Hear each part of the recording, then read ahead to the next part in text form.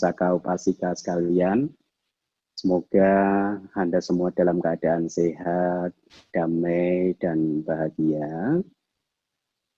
Senang sekali pada akhirnya saya bisa bertemu dengan Anda sekalian, para umat di New York, ya. Meskipun hanya bertemu via online, tetapi paling tidak semoga ini bisa mengobati kangen, ya, kangen kita. Sebenarnya beberapa bulan yang lalu mungkin ya, Bro Sony menghubungi saya dan menyampaikan undangan, dan saya sudah berencana kemungkinan tahun depan mungkin saya akan berkunjung ke sana, tetapi karena ada COVID-19 ini, saya jadi belum tahu apakah bisa berkunjung lagi ke sana.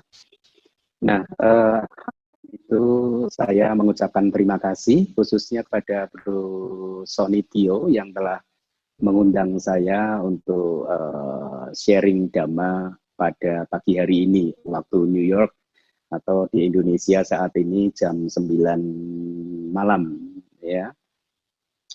Jadi ketika Bro Sony mengajukan usulan 2 judul, yang pertama adalah tentang ini yang sekarang akan kita bahas, yaitu kematian dan kelahiran kembali menurut Abhidhamma. Kemudian yang kedua adalah tentang pelimpahan jasa, gitu aja, 2 pilihan gitu.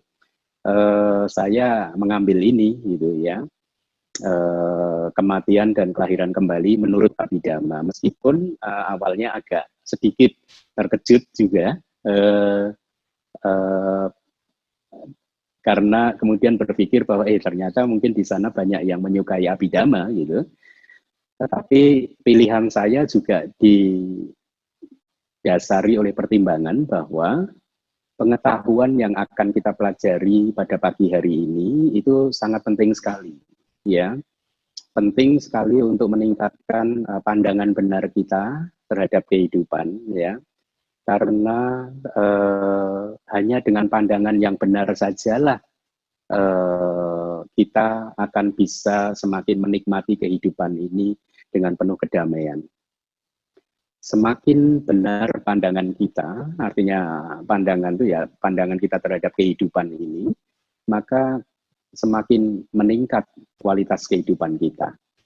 Semakin lemah pandangan benar kita, maka akan semakin lemah juga kedamaian hati kita, ya. Atau dengan kata lain, seseorang yang hidupnya itu tidak bahagia, yang hidupnya itu menurut dia mungkin banyak kesulitan, itu semua terjadi karena lemahnya pandangan benar dia. Ya, pandangan benar yang seperti apa? Pandangan benar bahwa segala sesuatu itu sebenarnya terjadi karena hukumnya masing-masing. Tidak ada aku, tidak ada self, tidak ada soul, tidak ada diri, tidak ada roh yang bekerja. Makanya kita mengajarkan anatta itu ya. Anda tahu tidak definisi dari anatta itu apa? Ya, non self atau no soul, kadang ilmuwan Buddhis di barat menerjemahkannya anatta sebagai non self atau non soul. Tapi dalam teks-teks kita anatta, non self, no soul itu adalah dalam definisinya adalah tidak adanya pemilik dari kehidupan ini. Ya, mungkin selama ini masing-masing dari kita mempunyai pandangan bahwa ini adalah kehidupan saya, ini adalah tubuh milik saya, ini adalah pikiran dan lain sebagainya. Tapi Buddha mengatakan, kitab-kitab komentar mengatakan bahwa tidak ada pemilik di dalam kehidupan ini, di dalam tubuh jasmani ataupun di dalam batin kita. Ya. Kemudian definisi yang kedua adalah tidak adanya wujud apapun yang mengalami pengalaman-pengalaman di dunia ini. Itu. Loh Bante, selama ini saya mengalami pengalaman ini dan pengalaman itu. Yaitu kalau Anda merasa atau kita merasa saya mengalami ini, saya mengalami itu adalah pandangan yang salah. Ya, berarti pandangan benarnya masih lemah, dan itulah mengapa banyak sekali manusia di muka bumi ini yang menderita karena lemahnya pandangan benar atau menguatnya pandangan yang salah kemudian ya. Nah, jadi tidak ada yang merasakan kemudian ya. Juga yang ketiga adalah tidak ada pelaku yang menjalani kehidupan ini gitu. Tidak ada seseorang yang memberikan damatok itu saat ini. Asing Keminda itu hanyalah wujud konvensional saja demi memudahkan kita bercakap-cakap. Nama-nama Anda masing-masing itu juga adalah conventional truth atau kebenaran yang bersifat konvensional, artinya kesepakatan bersama bahwa sejak awal Anda dipanggil dengan nama-nama Anda saat ini sehingga orang mengenali Anda dengan nama Anda begitu ya. Tapi itu semua konvensional, hanya kesepakatan saja. In the ultimate truth, di dalam kebenarannya yang paling puncak, paling hakiki, tidak ada yang namanya Ashin Keminda, tidak ada yang namanya Bro Sonitio, tidak ada yang namanya Bro Andi, dan lain sebagainya. Lalu yang ada apa, Bante? Yang ada adalah yang nanti akan kita pelajari ini, yaitu proses alamiah antara tubuh jasmani dan juga kesadaran kita, atau mind and matter, gitu. Nama dan rupa, begitu ya, batin dan juga tubuh jasmani. Nah, kembali lagi, semakin Anda memperkuat pandangan benar Anda tentang kehidupan ini, maka kualitas kehidupan Anda akan semakin meningkat. Ya, Anda nanti mungkin akan terkejut ketika pandangan benar Anda itu semakin meningkat. Terkejut kenapa? Terkejut karena ternyata untuk mendapatkan kebahagiaan itu tidak membutuhkan biaya. Untuk mendapatkan kedamaian itu tidak membutuhkan biaya. Untuk mendapatkan itu semua tidak harus misalkan tinggal di satu tertentu, bahkan tinggal di hutan seperti tempat saya saat ini yang sedikit mirip-mirip hutan, kayak pegunungan juga, itu pun sudah cukup untuk membuat saya itu damai dan bahagia. Bahkan seandainya pun diperbolehkan, saya lebih suka tinggal sendirian seperti di tempat saya saat ini, begitu ya. Ya. Nah, jadi sebenarnya kebahagiaan tidak membutuhkan apapun sesuatu di luar sana, gitu. Kebahagiaan itu sama sekali tergantung pada pandangan Anda. Kalau pandangan Anda sudah benar, maka Anda akan bahagia, dan itulah mengapa dengan pertimbangan-pertimbangan ini untuk memperkuat pandangan benar Anda, saya akhirnya memilih judul yaitu Kematian dan Kelahiran Kembali menurut Abhidhamma, meskipun saya juga berpikir bahwa ini topik sangat berat, tapi mudah-mudahan Anda bisa mengikuti penjelasan saya sehingga setelah selesainya pembabaran Dhamma ini, Anda akan mendapatkan pemahaman yang baru, pandangan benar Anda menjadi semakin kuat, dan dengan demikian Anda bisa mendapatkan kebahagiaan. Nah, kembali ke topik sekarang. Kita mengenal rebirth. Jadi ini sangat kontras dengan reincarnation. Itu perlu mungkin pertama kali saya sampaikan kepada Anda. Apa sih bedanya, kenapa we Buddhis menyebutnya rebirth, sementara orang di luar Buddhis menyebutnya reincarnation, gitu ya. Kita menyebutnya rebirth karena dengan pemahaman seperti yang sudah saya sampaikan tadi, bahwa sesungguhnya ini tidak ada soul, tidak ada self, tidak ada soul entity, tidak ada wujud yang solid, yang mungkin berdiam di dalam hati kita, yang saat ini sedang mendengarkan Dhamma, saya yang sedang mendengarkan Dhamma, saya yang besok akan masuk kerja, dan lain sebagainya. Tidak ada. Semuanya itu, kehidupan ini tidak lain dan bukan menurut ajaran Buddha, adalah rangkaian kesinambungan arus batin dan juga tubuh jasmani, gitu ya, dalam keadaan konstan flux, terus dia muncul lenyap, muncul lenyap tanpa jeda, begitu ya. Jadi apa yang Anda sebut sebagai diri Anda itu sesungguhnya hanyalah proses nama dan rupa, proses batin dan juga proses tubuh jasmani. Nah, itulah yang membedakan dengan reincarnation atau reinkarnasi. Saya akan memberi contoh supaya Anda mudah untuk memahami, ya. rebirth yang diajarkan oleh Buddha itu proses kehidupan yang berlangsung setiap saat, setiap kelahiran, ya, momen by momen, bahkan di dalam satu kelahiran dia terus berproses, senantiasa berubah. Contohnya seperti ini. Ibaratnya bayangkan Anda menanam biji mangga, ya. Anda menanam biji mangga di tanah yang paling subur, begitu ya. Setelah biji mangga itu tertanam dengan baik dan Anda merawatnya, memberinya air yang cukup, sinar matahari, kemudian memberinya pupuk, merawatnya dengan baik, kemudian lama-lama biji mangga tersebut tumbuh, muncul tunasnya, betul tidak? Ya, akan muncul tunas. Tunas dari biji mangga tadi sudah mulai muncul, maka terjadi perubahan dari biji mangga tadi. Biji mangga yang tadinya solid, tertutup, kemudian mulai pecah, meretak, tunas pohon mangga. Dan kalau Anda terus merawatnya, maka ini akan terus berproses. Tunas ini makin hari akan tumbuh makin besar, makin besar, makin besar, sehingga akhirnya menjadi satu batang pohon yang besar dengan cabangnya, dengan rantingnya, dengan pohonnya. Begitu. Hingga kalau pas musim mangga tiba, akhirnya mangganya pun berbuah, muncul, tiba-tiba muncul mangganya. Keseluruhan proses dari biji mangga tumbuh menjadi pohon mangga yang besar, tumbuh menjadi tunas batang pohon mangga, maka Anda sudah tidak bisa menemukan wujud aslinya lagi. Bijinya sudah hilang, paham? Ya, biji mangganya sudah hilang, sudah berproses, berubah menjadi tunas, berubah menjadi batang pohon mangga, berubah kemudian tumbuh menjadi cabang pohon, ranting, daun, dan lain sebagainya. Ketika batang pohon mangga muncul, maka tunasnya sudah hilang lagi. Gitu. Ketika pohonnya sudah kokoh berdiri, Anda gali tanahnya di dalamnya, Anda tidak bisa menemukan lagi biji mangga yang Anda tanam beberapa waktu yang sebelumnya. Nah, proses inilah yang kira-kira gambaran contoh yang bagus untuk memahami proses tumimbal lahir atau rebirth atau kelahiran kembali. Ya. Nah, hal ini berbeda dengan proses reinkarnasi. Kalau proses reinkarnasi, itu ada satu wujud yang solid, yang mengendalikan proses itu semua, yang mengalami semua proses dari tunas, kemudian batang, kemudian cabang, ranting, daun, buah mangga, itu semua.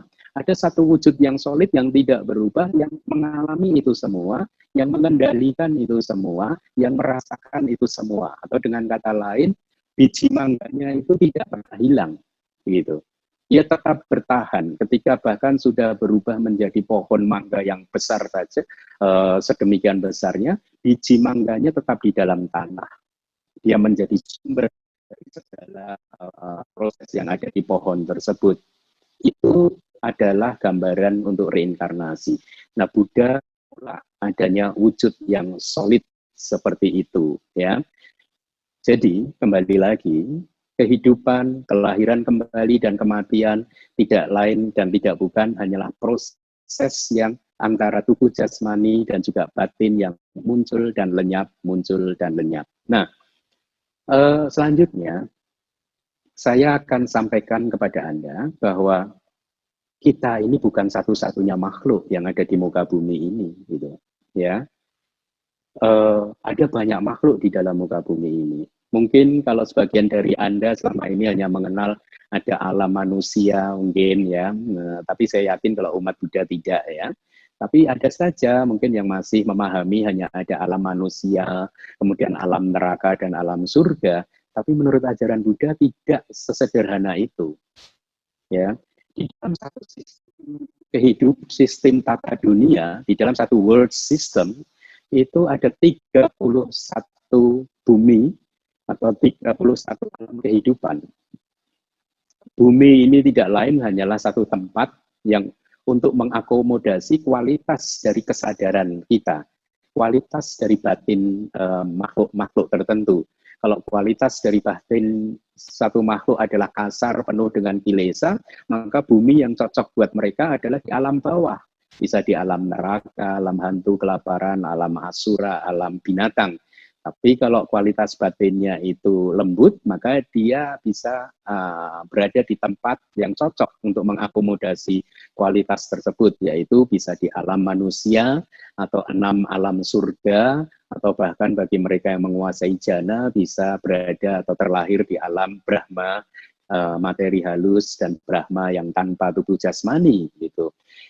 Nah, jadi di dalam satu sistem dunia ini, ada 31 alam kehidupan. Jadi kita ini bukan satu-satunya makhluk yang ada di sistem dunia ini, sistem galaksi ini.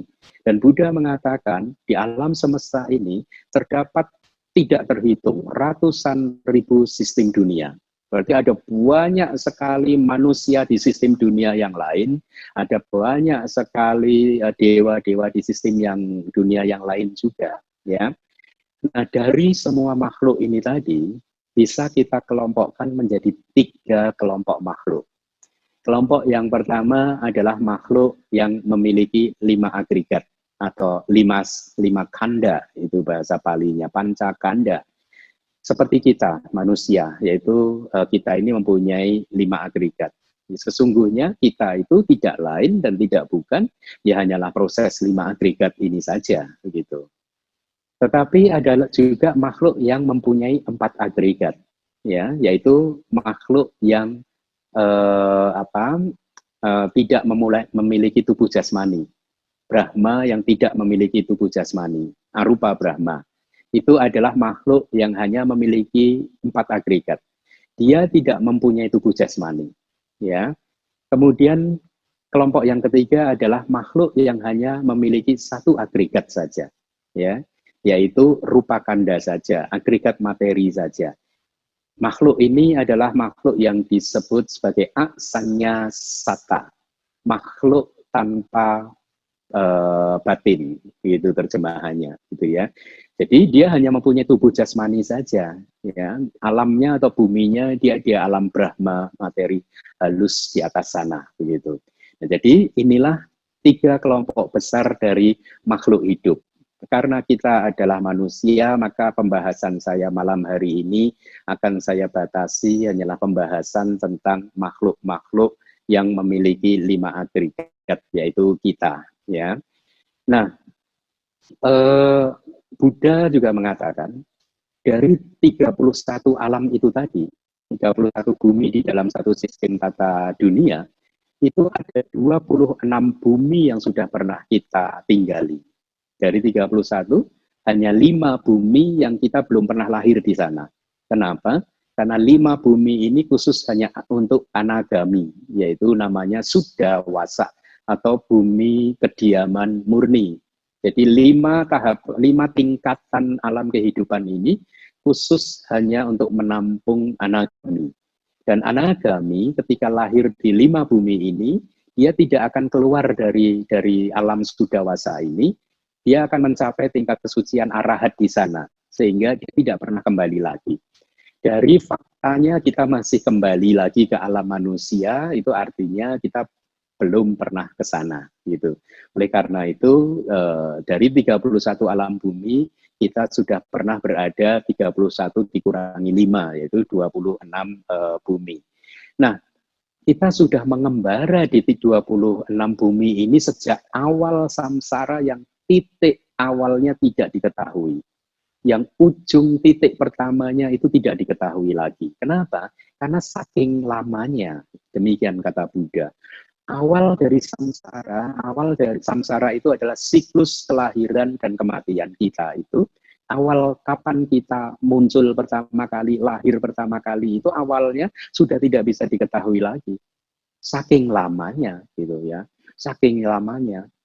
Oleh karena itulah mengapa akhirnya membentuk kita manusia, katakanlah 7 miliar manusia di muka bumi, atau bahkan dengan makhluk-makhluk yang lain itu, mau sejumlah berapapun makhluk yang ada di alam semesta ini, tidak akan ada 2 makhluk yang sama. 100% sama, itu tidak ada. Kenapa? Karena kita ini sudah hidup sejak awal samsara yang lama sekali, sehingga sedemikian lamanya, sehingga tidak bisa diketahui, dan di sepanjang samsara ini kita telah membentuk kehidupan yang berbeda-beda. kekuatan karma-karma kita, dengan kekuatan pikiran-pikiran kita, kita telah membentuk kualitas kehidupan kita ini menjadi seperti yang saat ini. Saya adalah pencipta dari kehidupan saya sendiri, pencipta tubuh jasmani saya sendiri, pikiran saya sendiri, dan Anda masing-masing juga adalah pencipta dari tubuh jasmani Anda, pencipta dari kualitas pikiran dan kualitas batin Anda masing-masing. Nah, jadi sekarang Anda sudah mengerti tentang overview, tentang apa nanti yang akan kita pelajari di pagi hari ini. Nah, karena kita adalah makhluk 5 agregat, dan 5 agregat ini bisa dikelompokkan menjadi 2 kelompok besar, yaitu nama dan rupa, batin dan jasmani. Maka sekarang saya akan membahas terlebih dahulu rupa. Apa itu rupa? Atau sering disebut materi. Saya lebih suka menerjemahkan rupa sebagai materi. Kenapa? Kalau diterjemahkan sebagai tubuh jasmani, itu terlalu sempit untuk rupa. Karena rupa itu tidak hanya mencakup tubuh jasmani saja, tetapi juga mencakup semua materi yang tidak memiliki kesadaran. Seperti meja Anda, kursi Anda, laptop Anda, itu materi yang tidak memiliki kesadaran. Ya, dia adalah rupa. Awinyana rupa, rupa yang tidak memiliki kesadaran. Sementara tubuh jasmani kita ini adalah materi yang memiliki kesadaran, gitu ya. Karena ada kesadaran yang beroperasi bersama-sama di setiap saatnya, bekerja bersama-sama di setiap saatnya. Nah, apa definisi dari rupa atau materi yang diberikan oleh Buddha? Buddha mengatakan, situn hadi wirodi pacayehi wikaram apajati. Jadi disebut materi karena dia mengalami kesakitan, yaitu hanyalah perumpamaan saja. Materi ini jasmani disebut demikian karena materi ini mengalami kesakitan, mengalami transformasi, mengalami perubahan yang disebabkan oleh kondisi-kondisi yang berlawanan, oleh keadaan-keadaan yang berlawanan. Apa itu keadaan yang berlawanan? Keadaan seperti panas, dingin, dan lain sebagainya. Gitu.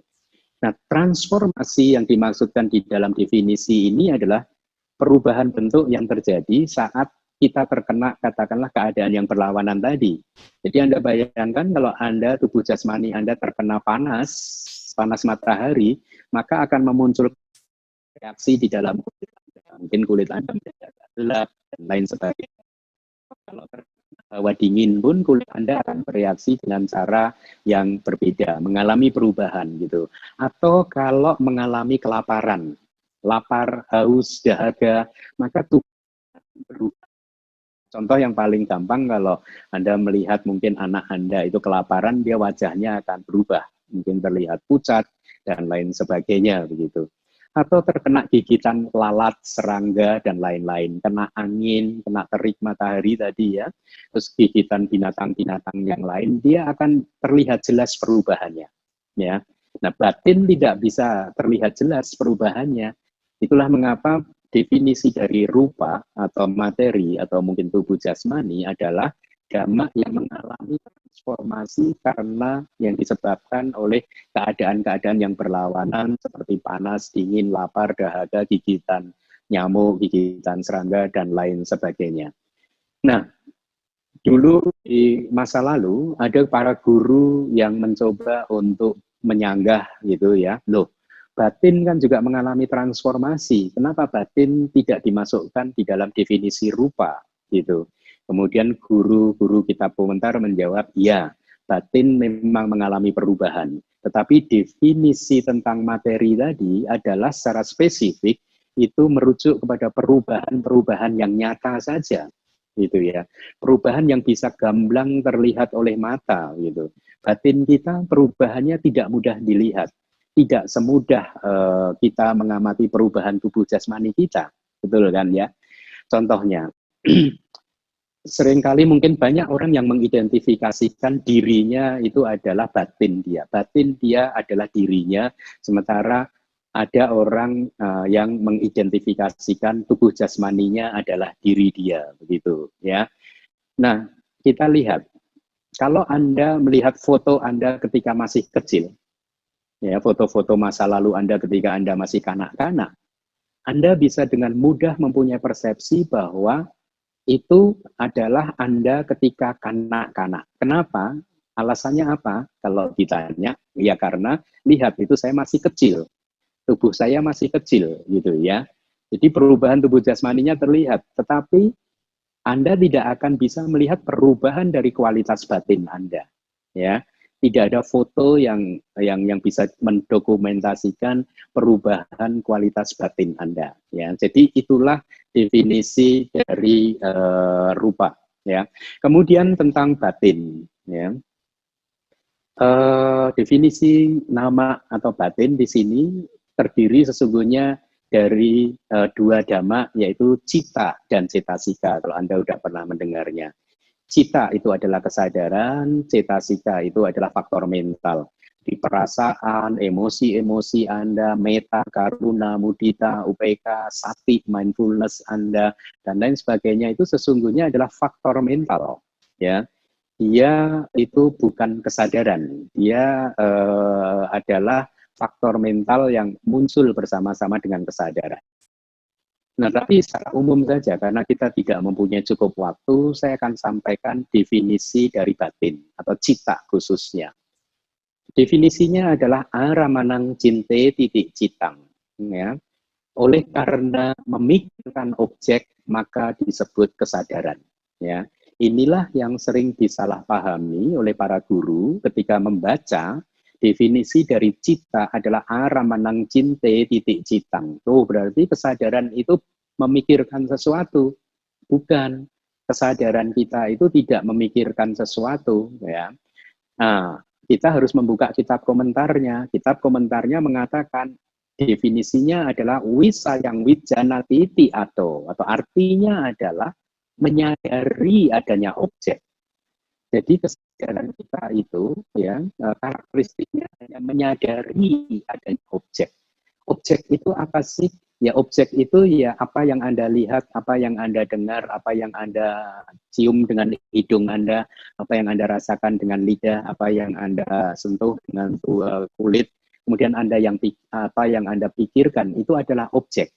Tetapi yang melihat, yang mendengar, yang mencium, yang merasakan sentuhan juga, yang mengenali objek atau objek-objek pikiran atau objek-objek dhamma, itu adalah kesadaran plus faktor-faktor mental. Jadi itulah definisi dari cita atau batin. Nah, karena pembahasan kita saat ini adalah tentang proses kelahiran dan kematian, ya, proses kelahiran kembali dan kematian, saya akan bahas dulu tentang fenomena dari our mind, ya, our mind, kesadaran kita itu seperti apa sih?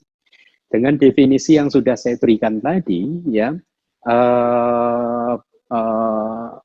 Abhidhamma mengajarkan kepada kita bahwa kesadaran kita itu muncul lenyap dengan kecepatan yang sangat tinggi.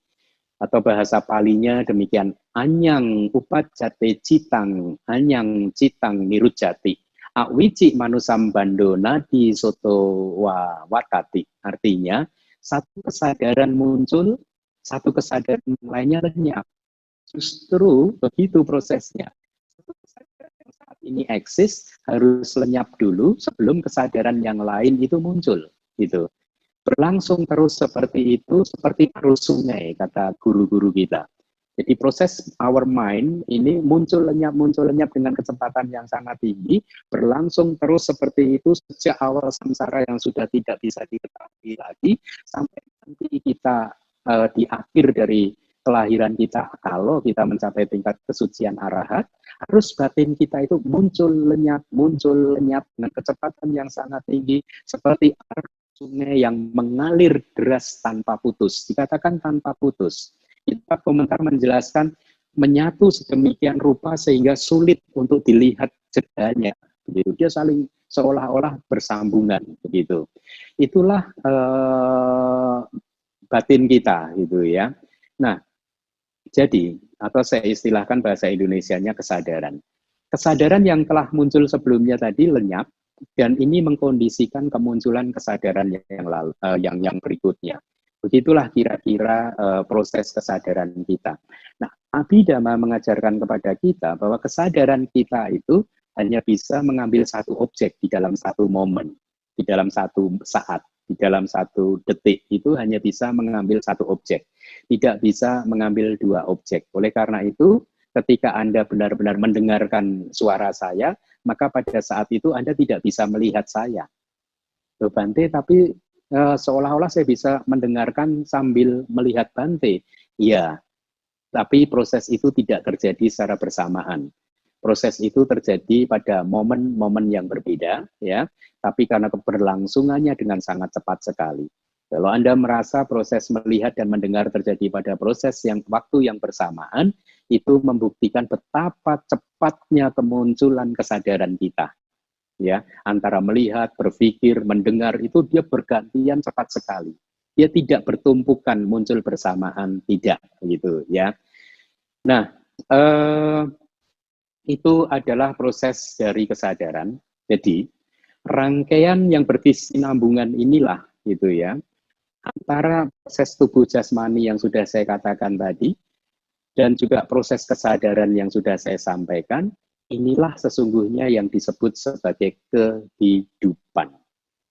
Jadi kehidupan kita sesungguhnya hanyalah proses muncul dan lenyapnya batin dan tubuh jasmani hingga sejak awal samsara hingga kelahiran terakhir kita, itu pun kalau kita mencapai tingkat kesucian arahat dan kemudian keluar dari samsara. Hanya ketika kita sudah keluar dari samsara atau dengan kata lain mencapai nibbana, maka proses itu tadi berhenti. Ya. Nah, sekarang di dalam hubungan antara batin dan jasmani, gitu ya. Kitab suci kita menjelaskan demikian hubungan batin dan jasmani kita, ya. Itu dengan perumpamaan seperti orang lumpuh dan juga orang yang buta. Orang buta, ya, jadi ada satu orang buta, yang satunya lagi orang yang lumpuh. Pada suatu hari mereka bertemu berdua ini, ya. Kemudian orang yang lumpuh berkata kepada orang yang buta, orang yang buta bertanya kepada orang yang lumpuh gitu.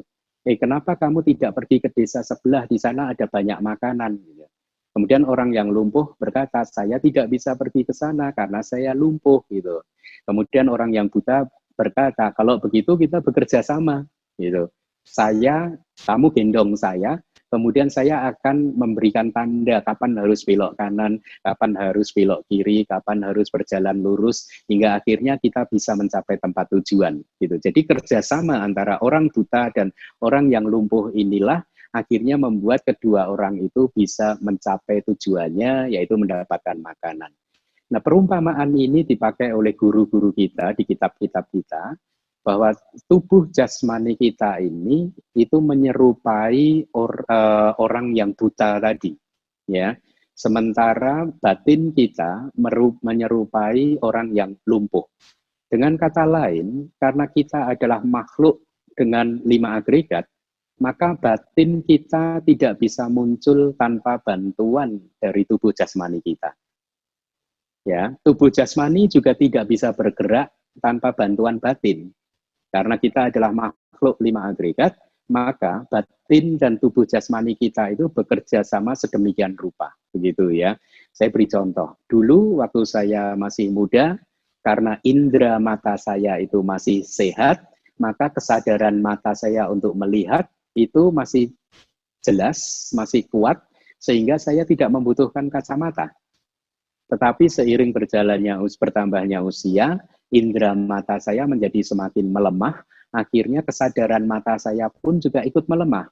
Dan dengan demikian saya tidak bisa melihat objek dengan cukup kuat. Itulah mengapa saya membutuhkan bantuan kacamata saat ini.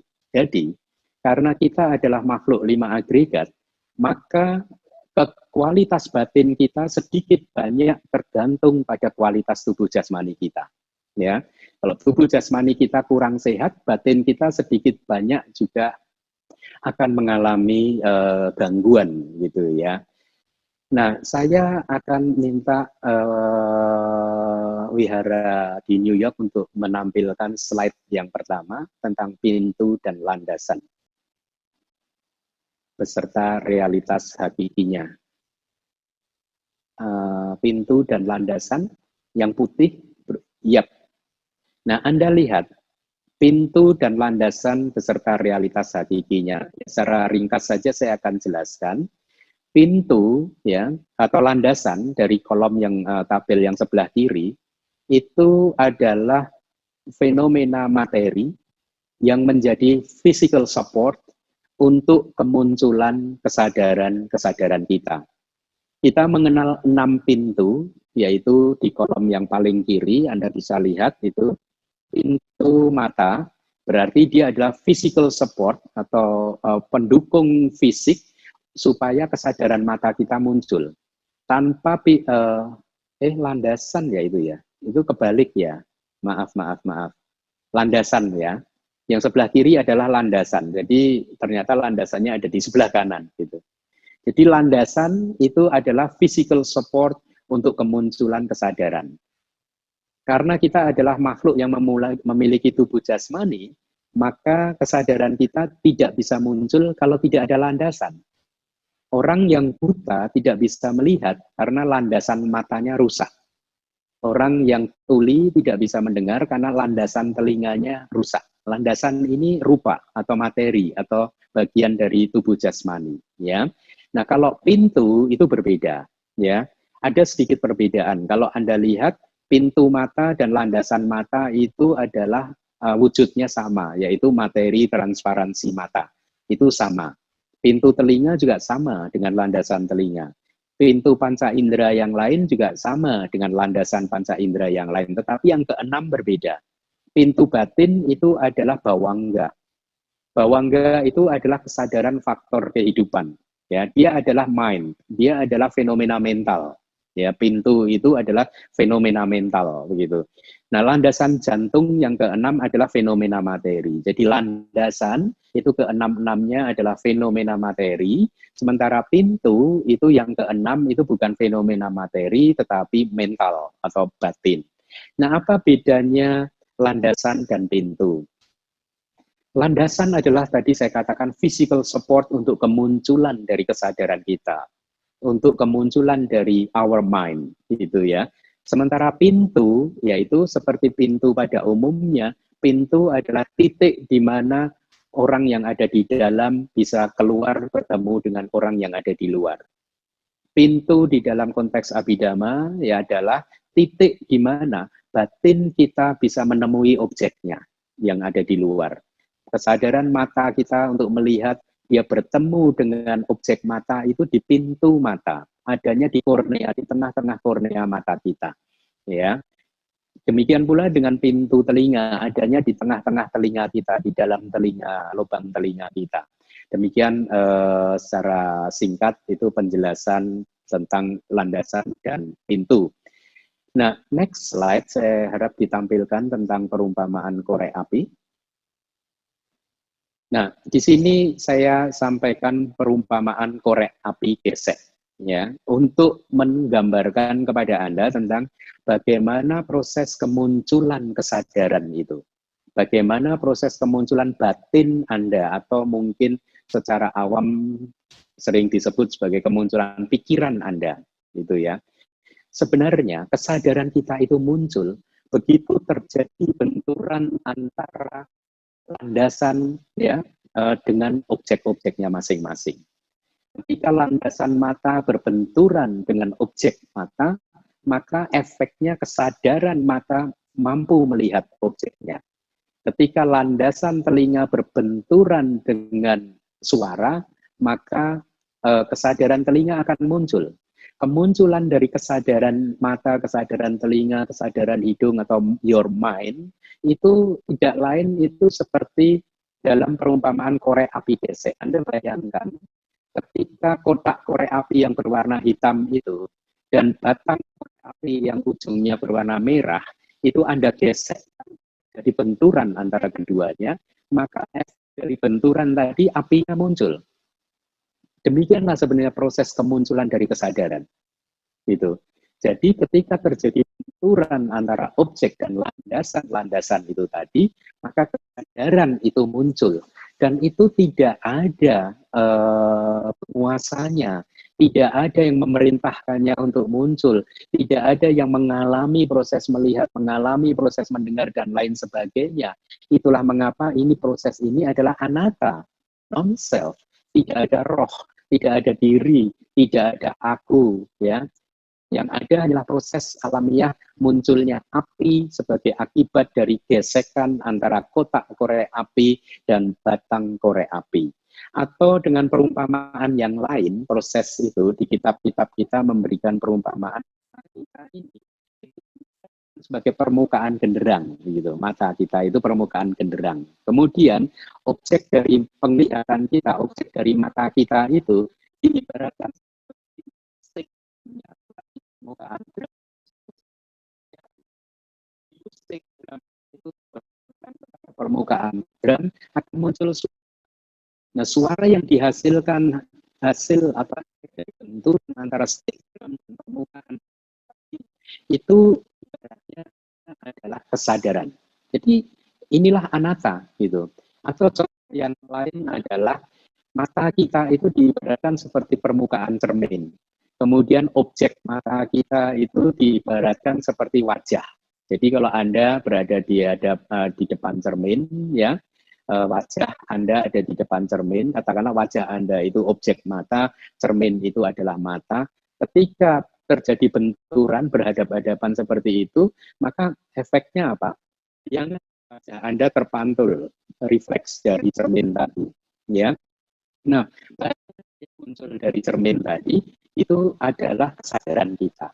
Jadi di mana rohnya, di mana self-nya, di mana soul-nya, nggak ada. Yang ada hanyalah proses-proses yang seperti itu tadi, begitu.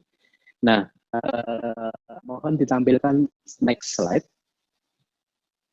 Jadi di tabel ini saya cantumkan kondisi-kondisi untuk kemunculan proses melihat, mendengar, mencium dengan hidung, merasakan dengan lidah, merasakan sentuhan dengan tubuh, dan juga merasakan objek-objek pikiran atau objek-objek mental, gitu ya. Nah, Anda lihat di kolom pertama mata, ya. Proses melihat itu terjadi, syaratnya ada banyak, ada 4, yaitu indera mata Anda tidak rusak. Kemudian ada objek-objek bentuk, yaitu objek mata yang tiba di dalam jangkauan indera mata. Itu penting sekali. Jadi objeknya harus tiba di dalam jangkauan indera mata.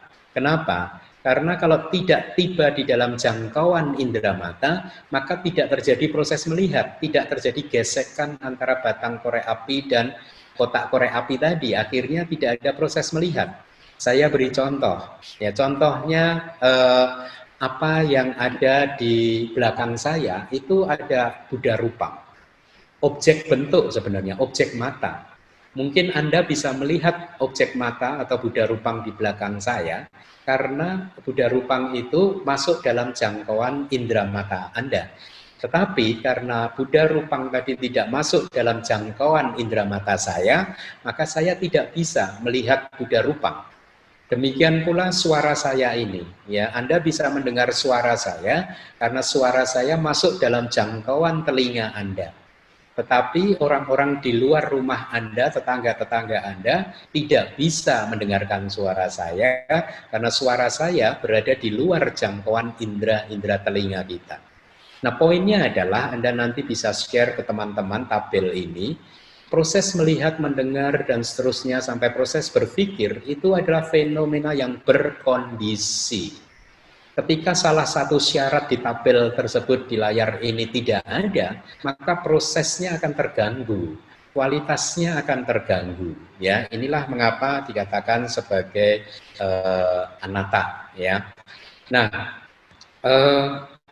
next slide. Nah, ini prosesnya agak sedikit rumit, ya. Saya harap, tapi saya hanya akan sampaikan secara sekilas saja. Kebetulan juga waktunya juga tinggal sebentar lagi, ya.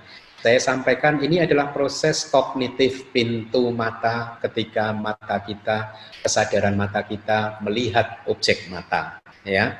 Jadi proses melihat yang selama ini mungkin dipikir oleh banyak orang sebagai proses yang sederhana, tetapi sesungguhnya menurut Abhidhamma itu tidak sesederhana apa yang mereka pikirkan begitu. Prosesnya terjadi dalam beberapa kemunculan momen kesadaran seperti itu. Ya, Anda lihat ada angka 1 sampai 17, itu satu momen pertama, momen kedua, ya, betul. Itu adalah momen-momen kesadaran. Ya, satu kesadaran muncul, kemudian lenyap, muncul kesadaran yang nomor 2, muncul, lenyap, muncul kesadaran yang nomor 3, muncul, lenyap, muncul kesadaran yang keempat, dan seterusnya sampai ke momen yang ke-17, di mana proses melihat berhenti, gitu ya. Jadi prosesnya terjadi dengan sangat detail seperti itu, gitu. Kembali lagi, saya tidak membahas ini karena memang tidak dalam skop dari topik ceramah saya. Saya hanya ingin memperkenalkan saja proses dari pintu, proses kognitif di pintu mata dan juga di pintu panca indera yang lain, begitu. Nah,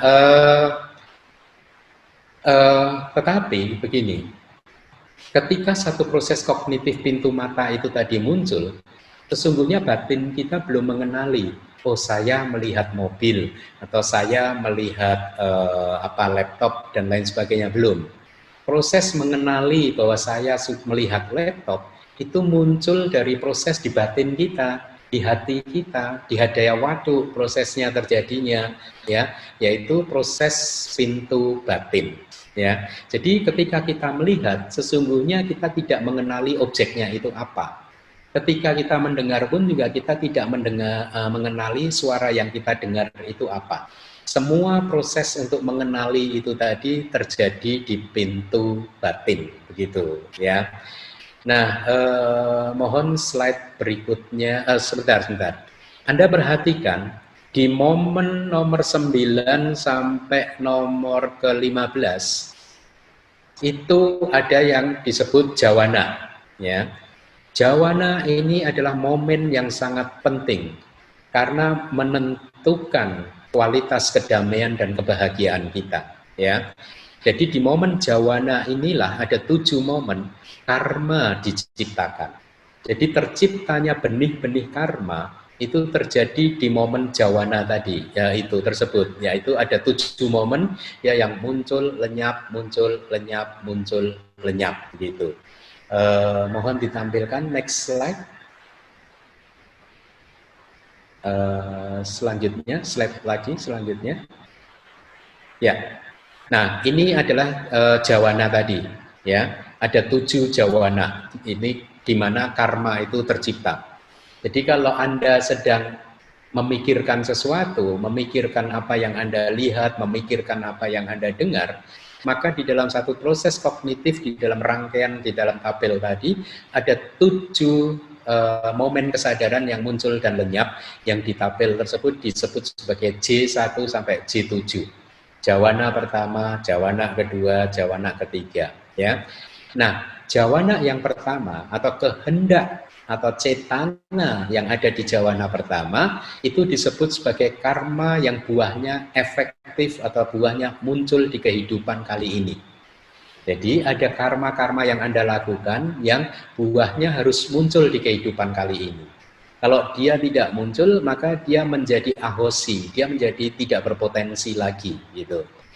Kemudian jawana yang ke-7 atau kehendak atau cetana yang muncul di jawana yang ke-7, kalau dia berbuah, maka dia harus hanya berbuah di kehidupan persis sesudah kali ini.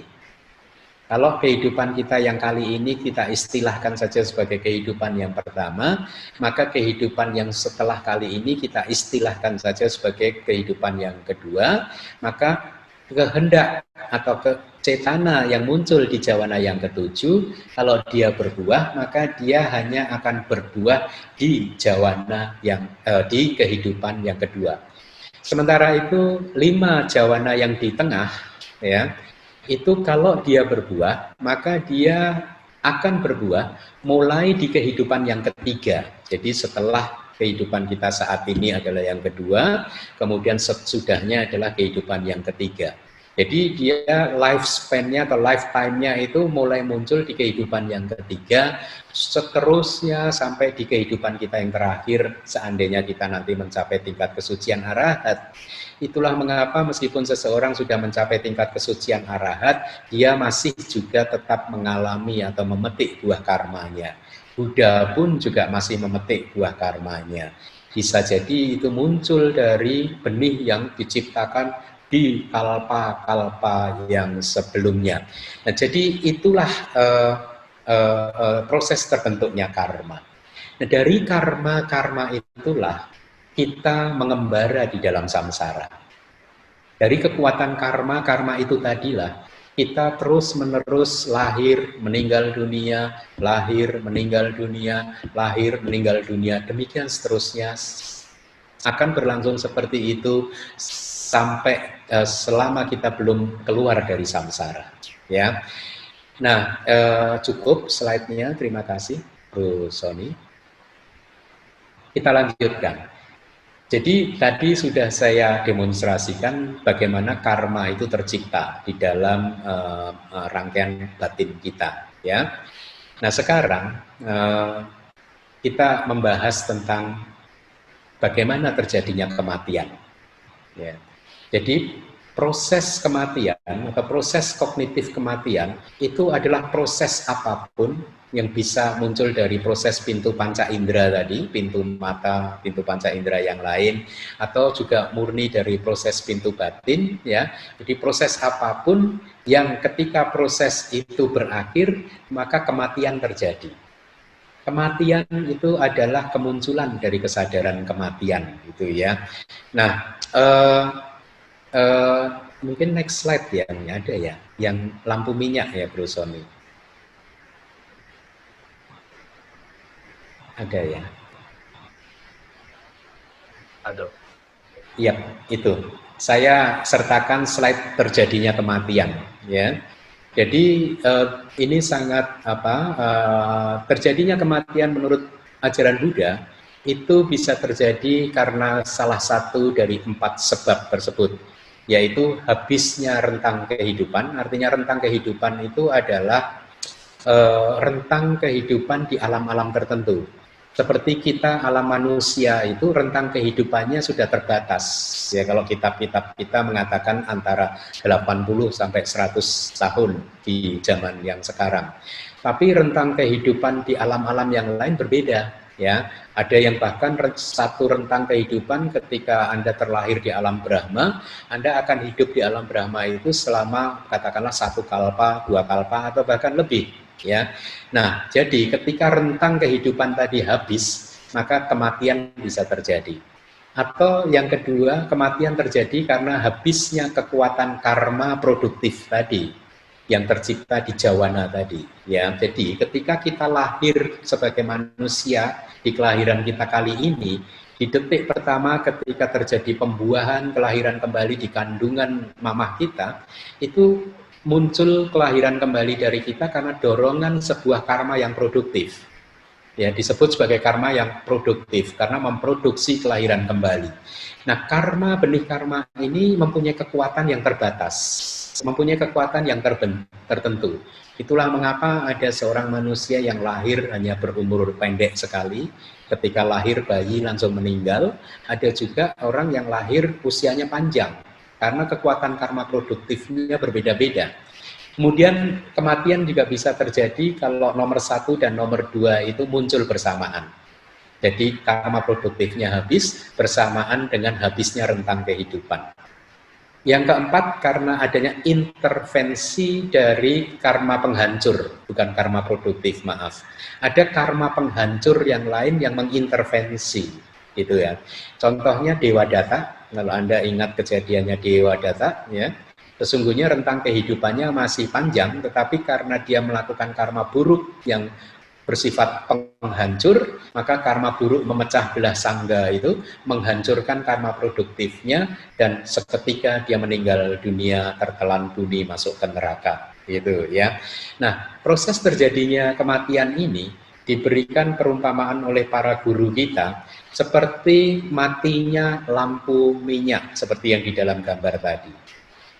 di layar. Lampu minyak, api dari lampu minyak itu, apinya akan mati kalau disebabkan oleh salah satu dari 4 sebab.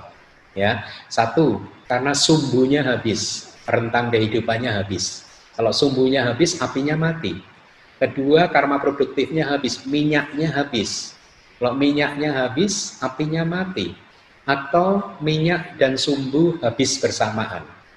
Atau intervensi karma produktif, kalau ada seseorang yang menepuk api atau meniup api dan lain dengan paksa, akhirnya apinya pun juga bisa mati.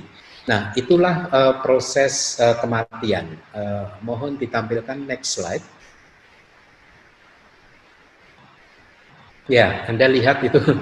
Saya harap Anda bersabar sebentar lagi, mungkin ceramah ini masih ada materi yang ingin saya sampaikan. Ya, itu proses kematian. Ya, Anda lihat di garis biru dan garis kuning saja di sebelah kanan, ya, itu cu itu adalah cuti cita, kesadaran kematian. Pat itu adalah patik sandi, kesadaran penyambung kelahiran kembali. Di antara garis panah kuning dan garis panah biru ada titik-titik itu yang memisahkan. Artinya apa? Di sebelah kiri titik-titik itu adalah kehidupan yang sekarang. Di sebelah kanan titik-titik itu adalah kehidupan yang setelah sekarang. Jadi Anda lihat, menurut Abhidhamma, kehidupan yang sekarang dan kehidupan kita yang berikutnya tidak ada jedanya. Ketika kesadaran kematian muncul, detik berikutnya muncullah kesadaran penyambung kelahiran kembali yang membuat kita lahir kembali. Jadi detik ini seseorang meninggal dunia, detik berikutnya dia sudah terlahir kembali. Demikianlah proses kelahiran kembali menurut Abhidhamma, gitu ya. Nah, bagaimana satu makhluk itu terlahir? Dia terlahir di alam yang mana di antara 31 alam kehidupan, itu sangat ditentukan oleh karma produktif itu tadi, yang mendorong munculnya kesadaran pat tadi, penyambung kelahiran kembali, atau pati sandi, itu kesadaran yang berada di garis panah biru yang pertama. Ya, itu adalah kesadaran yang pertama di dalam setiap kelahiran. Gitu. Ya, next slide.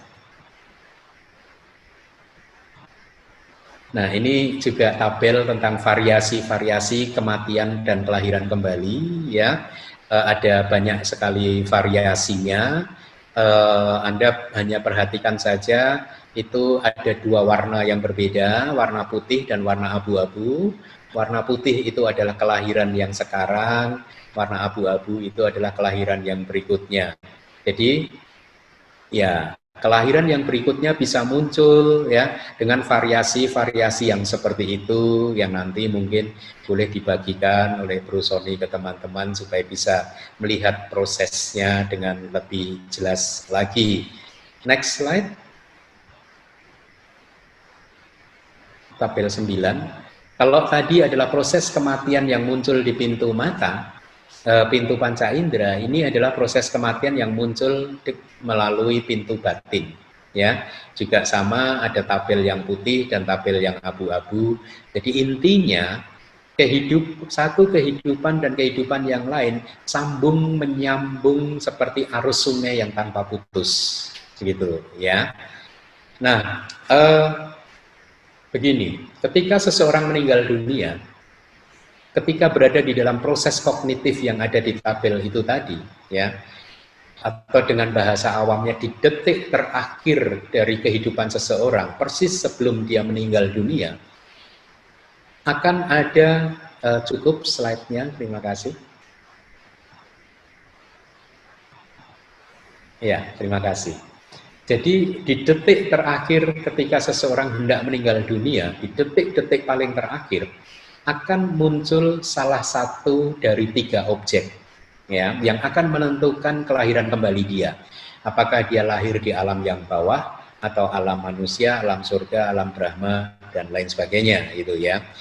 3 objek tersebut, yang pertama adalah karma ya. Jadi karma kita akan bisa muncul di detik yang terakhir. Itu bisa karma di jauh kelahiran yang sebelumnya atau karma-karma yang dekat dekat menjelang kematian, jadi dia bisa muncul di dalam proses kognitif menjelang kematian.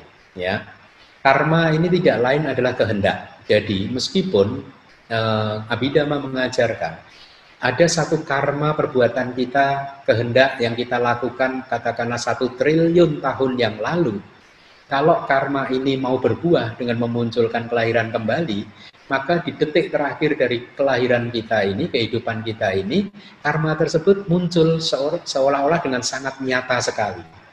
Ya, perbuatan tersebut muncul dengan nyata sekali. Jadi meskipun itu dilakukan di kalpa yang sebelumnya pun begitu, itu dia muncul dengan sangat jelas. Demikian yang pertama. Yang kedua adalah yang disebut tanda dari karma, atau bahasa palingnya kama nimita. Tanda dari karma, objek dari proses kognitif menjelang kematian, tanda dari karma itu adalah alat atau instrumen yang berhubungan dengan perbuatan kita. Contohnya, kalau saya sedang melakukan karma dengan membabarkan dhamma seperti ini, instrumen yang saya pakai adalah laptop, kamera, dan lain sebagainya, maka laptop, kamera ini adalah kama nimita, tanda kama, instrumen yang saya pakai untuk melakukan satu perbuatan. Ya, dia bisa muncul nanti di dalam kesadaran proses kognitif menjelang kematian di detik terakhir di dalam kehidupan saya. Kalau itu muncul, maka sesuai kualitasnya, maka saya akan lahir di alam yang baik, karena laptop kemudian kamera bagi saya adalah instrumen untuk melakukan karma baik, begitu ya.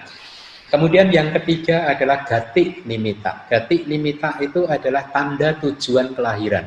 Jadi bisa saja seseorang yang hendak meninggal dunia, dia akan melihat simbol-simbol bumi, simbol-simbol alam kehidupan. Contohnya misalkan kalau seseorang itu mau lahir lagi sebagai manusia, dia akan melihat buah yang berwarna merah darah. Itu adalah simbol kandungan seorang ibu, gitu. Atau ada seorang manusia ingin mau lahir lagi ke neraka, dia akan melihat api di mana-mana. Kalau dia mau lahir di alam surga, dia akan melihat istana yang keemasan, kereta emas, dan lain sebagainya. Ya, jadi di detik terakhir sebelum kita meninggal dunia, salah satu dari 3 tanda ini tadi akan muncul di proses kognitif rangkaian batin kita, gitu. Ya, nah, bagaimana atau kemana kita akan terlahir itu sangat ditentukan oleh objek-objek tadi, ya. Objek-objek tadi itu adalah karma pendukung yang kuat untuk kemunculan kelahiran kembali. Rumusnya seperti ini. Kalau objek-objek tadi kualitasnya adalah baik, kusala, maka kelahiran kembali yang muncul adalah di alam yang penuh kebahagiaan. Kalau objeknya itu adalah tidak baik, ya, buruk, maka kelahiran kembali yang akan muncul adalah muncul di alam-alam yang rendah atau 4 alam apaya. Jadi di kitab komentar dari Abhidhamma ada cerita begini. Seseorang yang bernama Gopaka Siwali, ya, dia sudah berusaha mengupayakan dana, ya, membuat 1 cetia, berdana 1 cetia, gitu ya. Ketika dia mau meninggal dunia, gitu. Ketika dia berada di ranjang kematiannya, ya, dia tiba-tiba cetia itu muncul, gitu ya. Tanda tersebut muncul. Dia melihat cetia tersebut dan dikatakan di dalam kitab tersebut, akhirnya dia lahir di alam dewa atau alam surga. Jadi objek-objek tadi kualitasnya baik atau buruk, itulah yang menentukan akhirnya di mana kita terlahir, gitu. Nah, ketika kesadaran penyambung kelahiran tadi muncul, maka setelah kesadaran pat tadi muncul, yang di wilayah abu-abu tadi muncul, maka Anda lihat tadi tabelnya, kesadaran yang lain muncul dan lenyap mengikutinya. Maka rangkaian arus kesadarannya itu demikian terus sampai nanti di kelahiran kita yang terakhir, ketika kita bisa mencapai tingkat kesucian arahat dan akhirnya keluar dari samsara. Nah, dikatakan juga di dalam kitab-kitab kita, ketika kesadaran penyambung kelahiran kembali ini muncul, jadi di detik pertama dari kelahiran kita, di setiap kelahiran, itu semua makhluk mengembangkan satu kemelekatan, attachment kepada kehidupan ini. Ya, jadi bahkan attachment kita terhadap kehidupan ini muncul di detik pertama di kelahiran kita, gitu. Dan itulah mengapa kemudian dari attachment itu kemudian muncullah proses kognitif seperti yang tadi saya sudah sampaikan. Nah, jadi sekarang gambarannya kehidupan tidak lain dan tidak bukan adalah proses kognitif yang tabelnya sudah saya sampaikan tadi, ya. Dia muncul, lenyap, muncul, lenyap, muncul dan lenyap, dan kematian dan kelahiran kembali itu tidak ada jedanya, ya. Kecuali ya proses kognitif seseorang yang mencapai parinibbana, gitu.